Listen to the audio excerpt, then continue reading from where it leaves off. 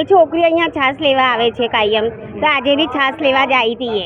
મેં એમના ઘરે કામ કરું છું, પણ મારે અહીંયા અહીં નીકળવું અને એમના ઘરે સામે મેં ઊભી રહી. મેં તારી ઈતુને અહીંયા ડોહો શું લેવા બોલાવે છે? તે એને પહેલાં બોલાવી તો એ છોકરી ના ગઈ, પછી હાથ લાંબા કર્યા તો છોકરી એકદમ ગભરાઈ ગઈ. તો એટલે પછી એકદમ છોડીને છોકરી ઘેર આવીને કીધું એની મમ્મીને કે મમ્મી કે મને અંકલે આવું કર્યું કે છે. મેં તો હા, મેં બી જોયું કે આ કાકા છે ને તો હાથ લાંબા કરીને એને બોલાવતા હતા. મેં કીધું મેં એને ભાભીને વાત એવી રીતના કરી. એ દુકાન ક્યાં આવી? એ સામે છે, આ બાજુમાં રહી દુકાન.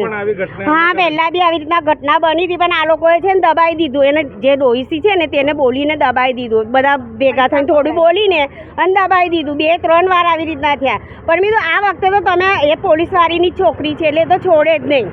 કોણ છે વ્યક્તિ? કોણ છે સામેવાળા? એ સામેવાળા તો ભાઈ મેં તો કામ કરું છું એટલે રે છે બાજુમાં. એ ડોહો છે, એ ડોહો આ સામે જ રહે છે. એમનું નામ નહીં ખબર મને તો. દુકાન ચલાવે? હા, દુકાન ચલાવે છે. આપણે તો કેવું કોઈને બી સાચું બોલવાનું આપણે તો છે.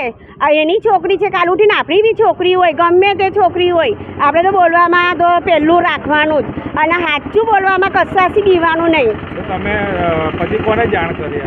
મેં તો એ છોકરી આવી ને રડતી તેની મમ્મીએ એવું કીધું કે શું થયું બેટા? તો બોલી નહીં. પછી એને થોડી શાંત કે અંકલે આવું કર્યું. તે આંટીએ પછી ભાભી આવ્યા દોડતા કે કેમ તું મારી છોકરીને બી છેડીને એ કર્યું? તો મેં એમની પછવાડ આવી. મેં તો આ કાકો એવો જ છે. મેં કીધું એને મારો. મેં કીધું હવે એને મારો એટલે એને બરાબરનો મારો એને. તે પછી ભાભી એને બરાબર એ કર્યું. હા, પોલીસ આવી હતી એને બધું એ કર્યું. પછી ગયા છે, હજુ આવ્યા નથી એની મમ્મી પપ્પા. પોલીસ ચોકીએ જ ગયા. મારું નામ કાંતાબેન માળી. બહુ જ ગંભીર વાત છે. એ છોકરી અમારી બાજુમાં જ રહે છે. એટલે રડતી આવી એટલે મેં કીધું શું થયું? તો કે આવું છું ભાભી. અને તરત જ મેં પછી કાકાને બરાબર માર્યા. એ કાકા આજે એક વાર નથી કર્યું, આ કેટલી બધી વાર થયું છે.